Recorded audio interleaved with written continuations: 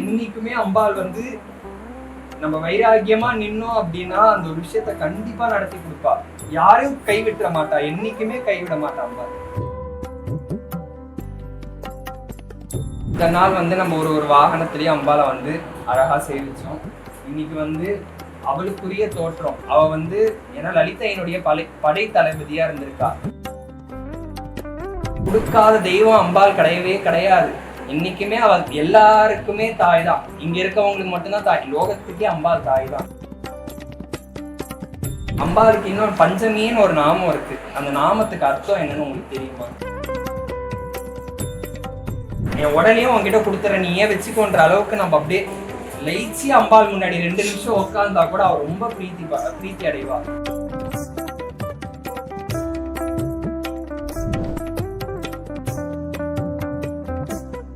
நவமி திதியில இருக்கும், 9வது நாள் நவமி திதியில இருக்கும். அம்பாள் வந்து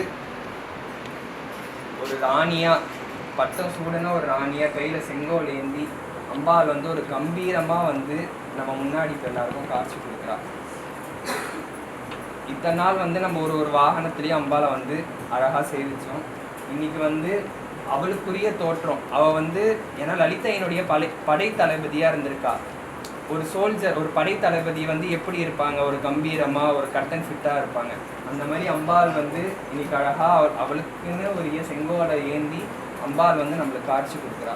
இன்னைக்கும் நம்மளும் ராணி மாதிரி இங்க வந்து பெண்கள் எத்தனையோ பேர் இருக்கீங்க. எல்லாரும் டெய்லிக்கும் வந்து அம்பாளுக்கு அவங்களால முடிஞ்ச தொண்டை வந்து நீங்க செஞ்சிட்டு இருக்கீங்க. நம்ம வேலை செஞ்சாதான் அம்பாளுக்கு வந்து இது அப்படிலாம் கிடையாது. பாட்டால பாடி நம்ம பக்தியை வந்து நம்ம வெளிப்படுத்துறோம் அம்பாள் கிட்ட. அதுவும் ஒரு தொண்டு தான், அதுவும் ஒரு வகையில அது ஒரு தொண்டு தான். அந்த அது வந்து அம்பாள் வந்து அவளை மாதிரியே நம்ம கம்பீரமா இருக்கணும் அப்படிங்கிற ஒரு வைராகிய நம்பிக்கையை வந்து அம்பாள்கிட்ட என்னைக்குமே எப்படி சொல்றது, திடாத்திரமா வைங்க, கெட்டியா வைங்க. எப்பயுமே மனசு தளர விடவே கூடாது அம்பாள்கிட்ட மட்டும். ஏன்னா அவ வந்து தாய். இப்ப நீங்களும் எத்தனையோ பேர், எத்தனையோ குழந்தைங்க இருக்கும். ஒரு குழந்தை வந்து அழுதுட்டே இருக்கு, இப்போ ஒரு எக்ஸாம்லேயே வந்து ஃபெயில் ஆகிடுது அப்படின்னா கூட ஒரு 10 வாட்டி இந்த குழந்தை சாரி கேட்கும். 11வது வாட்டி இவங்களுக்கே மனசு இறங்கி என் பொண்ணு இத்தனை வாட்டி சாரி கேட்குதே அப்படின்னு சொல்லிட்டு நம்ம மனசு இறங்கும்ல. அந்த மாதிரி தான் அவளும். நம்ம ஒரு வாட்டின்றதை விட வைராகியமாக எனக்கு கொடு, நீ தாய் தானே எனக்கு, நீ எனக்கு தான்னு சொல்லி நீங்கள் அவகிட்ட கேளுங்க. வைராகியமாக கேட்டிங்கன்னா எந்த ஒரு காரியமாக இருந்தாலும் அம்பாள் கண்டிப்பாக கொடுப்பா. கொடுக்காத தெய்வம் அம்பாள் கிடையவே கிடையாது. இன்னைக்குமே அவள் எல்லாருக்குமே தாய் தான். இங்க இருக்கவங்களுக்கு மட்டும்தான் தாய், லோகத்துக்கே அம்பாள் தாய் தான். அம்பாளுக்கு இன்னொரு பஞ்சமின்னு ஒரு நாமம் இருக்கு. அந்த நாமத்துக்கு அர்த்தம் என்னன்னு உங்களுக்கு தெரியும்? அம்பாள் வந்து லலிதையினுடைய படை தளபதியா வந்து அம்பாள் இருக்கா. இப்போ காமாட்சி நீங்க பாக்குறீங்க, காமாட்சி வந்து லலிதையினோட சொரூபம் தான். ஒரு கையில வந்து பஞ்சபானம் வச்சுட்டு இருக்கா. தாமரை, நீலோத்பலம், செண்பகம், அசோகம், முல்லைன்னு சொல்லிட்டு 5 புஷ்பத்தை வச்சிருக்கா. இன்னொரு கையில கரும்பு வச்சிருக்கா. அந்த புஷ்பபானத்திலிருந்து வந்தவ தான் வாராகி. அந்த 5ன்ற நாமம் தான் அம்பாளுக்கு வந்து பஞ்சமி அப்படிங்கிற நாமத்துல வந்து அம்பாளுக்கு இருக்கு. ஏன் அப்படின்னா அம்பாள் வந்து அவளுடைய 5 இந்திரியங்கள், காமம், குரோதம், மோகம், மதம், மாத்சரியம் சொல்லக்கூடிய 5 இந்திரியங்களை வந்து அடக்கி அவளுடைய கரும்பு வில்லனால வந்து நம்ம மேல எய்வாளாம். ஒரு விஷயம் வந்து இப்போ நம்ம பூ போட்டாதான் அம்பாளுக்கு சமர்ப்பணம் பண்ணணும், இங்கேயே வச்சிருந்தா சமர்ப்பணம் ஆகாதுல்ல. அந்த மாதிரி தான் அவள் வந்து ஒரு விஷயத்த வந்து நம்ம மேலே அவள் செலுத்தி அதை 5த்தையும் அடக்கி பின்னாடி 2 கையில் வந்து பாசமும் அங்குசமும் வச்சிருக்கா. எதனால? ஒரு விஷயத்த ஒரு தடவை சொல்லி முடிச்சுட்டா வந்து நம்ம மண்டையில் ஏறாது. ஏன்னா நம்ம மானுட பிறவி.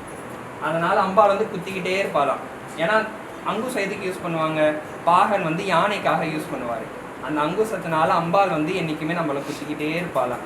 இப்படி இரு அப்படின்னு சொல்லி நம்ம வழிகாட்டி அம்பாள் தான் என்றைக்குமே வழிகாட்டிக்கிட்டே இருப்பா. அதனால தான் அந்த அங்குசம், அந்த பாசக்கயிறு எதுக்குன்னு கேட்டால், இவ்வளவும் நான் பண்ணிட்டேன், இந்த 3 விஷயத்தையும் நான் பண்ணிட்டேன், அந்த விஷயம் எனக்காக தானே, நான் என்கிட்டயே நான் உன்னை சுற்றி வச்சுக்கிட்டா தானே நான் என்றைக்குமே நான் உன்னை பக்கத்திலே வச்சுக்க முடியும். அப்படிங்கிறதுனால தான் அந்த பாசக்கயிறை வச்சுட்டு இருக்கா. இதுதான் வந்து லலிதையினோட சொரூபம். அந்த லலிதையினுடைய சொரூபத்திலிருந்து வந்தவ தான் வாராகி. அதனால தான் அம்பாளுக்கு வந்து பஞ்சமி அப்படிங்கிற பேர். 5 அப்படிங்கிற நாமத்தை வந்து பஞ்சமின்னு சொல்லுவாங்க. திதியில பௌர்ணமியும் அமாவாசையும் முடிஞ்சு வர 5வது நாள் பஞ்சமி திதின்னு சொல்லுவாங்க.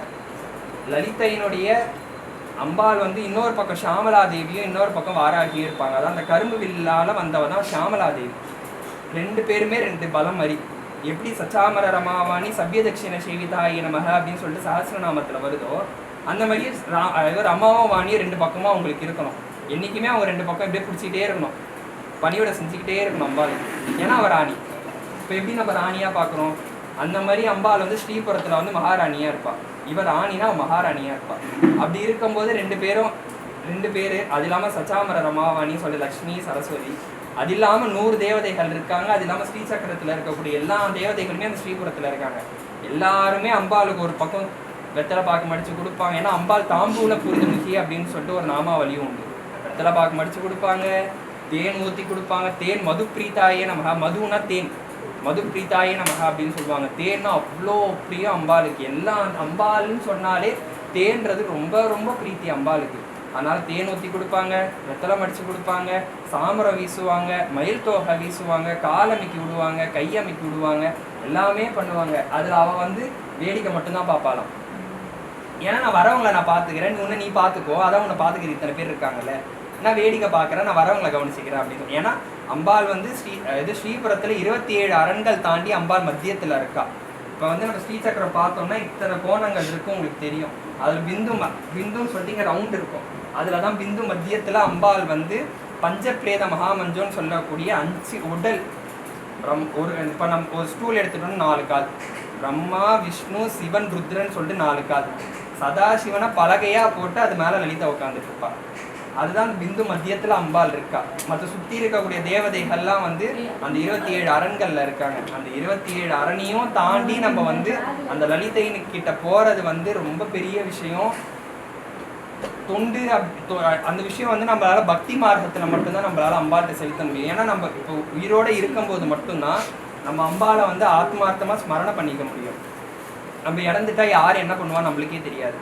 நம்மளுக்கு தெரிஞ்சது ஒரே விஷயம், ஒன்று கைலாயம் போவோம், இல்லைன்னா இதுவுக்கு போவோம், வைகுண்டம் போவோம், இல்லை ஸ்ரீபுரம் போவோம், அவ்வளோதான். மற்றபடி இங்கே என்ன நடக்குதுன்னு தெரியுமா? இருக்கிற காலத்தில் அம்பாளை தரிசனம் பண்ணிட்டு அவளுக்கு வேண்டியதை பணியோட என்னதான் வீட்டில் எவ்வளோ வேலை இருந்தாலும் ஒரு 2 நிமிஷம் ஒதுக்கலாம்.